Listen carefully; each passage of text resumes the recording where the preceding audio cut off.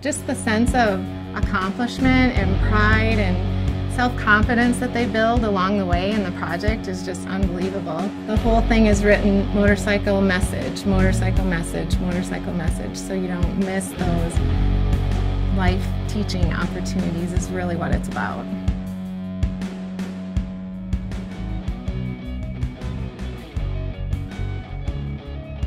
My name is Laura Klock, and I'm the co-founder of Helping with Horsepower. Helping with Horsepower is a nonprofit we formed that develops programs that empower and encourage, and we help charities raise funds.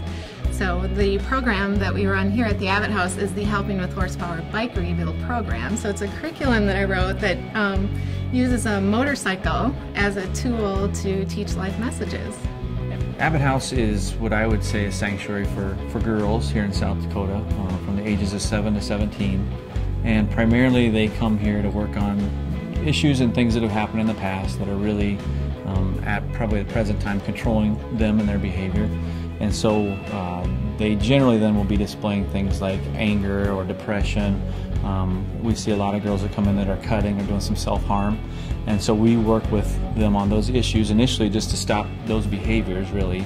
Trying to help a young girl realize that maybe your life has been crappy to this point, and you know, look at this motorcycle again, it's a parallel. The one that we got this time has been neglected its whole life. It's 6 years old and it was neglected. And the girls come in that way too. Some of them are just a little damaged, like our first bike. Some of them have been neglected their whole lives. The bike had allowed me to, when I was in the room with the people, I was allowed to communicate with Laura, and we would bring up stories about the bike and we'd relate it to our life.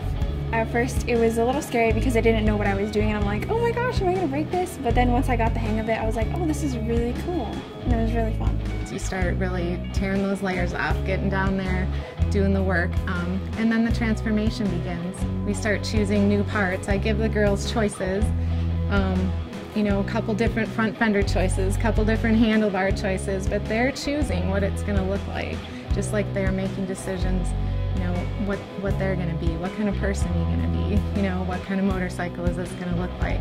We had to take the whole bike apart and put it back together, and it made us realize that anything can be fixed, no matter how hard you try.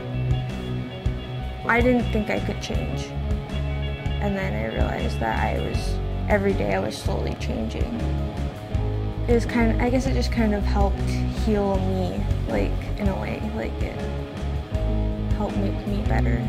Through the bike project, she really has done a few things. She's helped them to build an amazing motorcycle, but she's also then taught them about tools and about how to take things that are broken within them and they can turn them into positives, and they don't have to be, again, controlled by their past or, you know, other people. So, are these going to be a bunch of girls that leave here and become motorcycle builders? Probably not, but they're learning skills that that they'll remember, that they'll use. I don't have to be afraid to try that. I can read the instructions and figure that out. You know, just I can work with that girl that I was fighting with a half an hour ago. You know, we can put our differences aside when we have a common goal that we're working on. To see them get it, and to see those lights go off, or at that moment where they're so proud of something they just did, even if it's one time turning a wrench. They've never turned a wrench before. I mean, you can build on that. They can leave here and build on that.